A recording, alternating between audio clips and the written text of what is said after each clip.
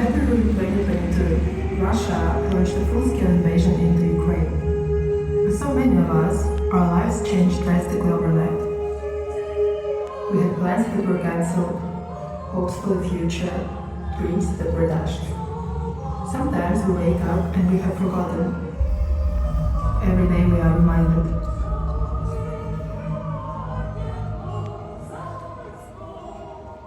This is the war as seen through our eyes, the eyes of young Ukrainians. This is our story. One of the biggest questions we faced on that first night was, do we stay or do we go? Millions fled their homes as air and sirens and bombs became daily life, but also millions stayed. One of the biggest decisions of our lives we made in an instant. We did not have time to think about what any of it meant. The news appeared so quickly that we cannot get what's going on around us. We are so frustrated, we are shocked. I decided to stay in Ukraine because, first of all, I'm waiting to learn Russian. I was just thinking about saving my life because I wasn't planning to die in a war. It was just my immediate decision. I will leave. In a single moment, our world was turned upside down.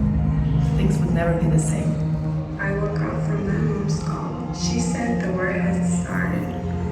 In a couple of minutes, I heard a series of explosions. I was scared. Everyone was in panic, gathering essentials. And there was chaos everywhere. I'm still living in the first day. And the only difference now is that I'm not waiting for the end of this hell anymore. I thought that as soon as I stepped outside, some missile would kill me. I didn't know what to expect from the war. As well as the physical impact, the mental effects are far-reaching. When we close our eyes to get some respite, horrifying images flash before us instead. Reality is slipping away. For many of us, we will continue to carry this trauma.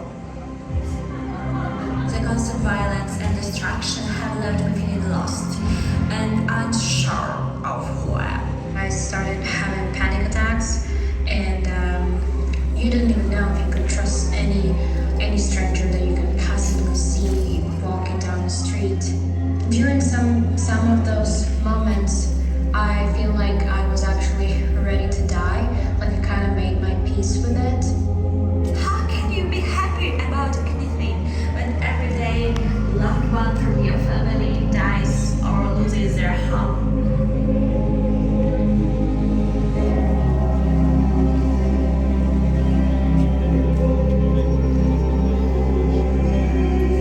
Air and sirens blend into the background, drowning out the bird song. Drinking water became a commodity. The water running from our taps is yellow and dirty. We had to resort to filtering rainwater. As winter arrived and the days got shorter, blackouts began. Viuda, what are you doing? Washing the dishes with no light. We were plunged into darkness.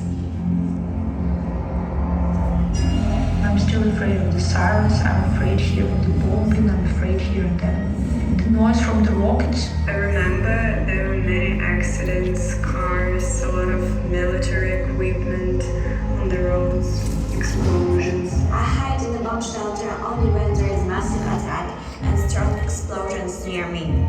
The backdrop of war is chaotic. It is noisy and horrifying, and every day we are afraid. But sometimes there are moments of peace.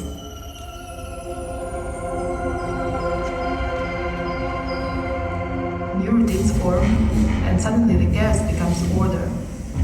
War becomes our normal life. We cling to things that give us structure. Sometimes we forget to be afraid. No, I'm not afraid of failed raid alarms. And I know it's wrong, but I don't react to them anymore. It became routine. I'm not going to run away. I do not want to be a refugee. I'm not afraid of the aggression. That's my house, that's my history, that's my family, that's my home. While headlines and news coverage show us the violence and destruction of war, our lives still continue. Children go to school, students graduate, people fall in love, they get married, start families. Rubble turns to playgrounds, school proms are held in debris. Amongst violence and destruction, we manage to find joy. Recently, I have started allowing myself to dance and laugh. During these 2 years, I managed to finish university. My friend got married. I went to birthday parties. We went camping with tents. We began to appreciate every moment with friends, family, and ourselves. Holidays continued, even when it seemed like our world ground to a halt. In our new reality, it can feel strange celebrating when so many are suffering around us. When celebrating birthdays, we all have one wish, only one wish, that we become free. My life became so much simpler, and I'm more grateful for it.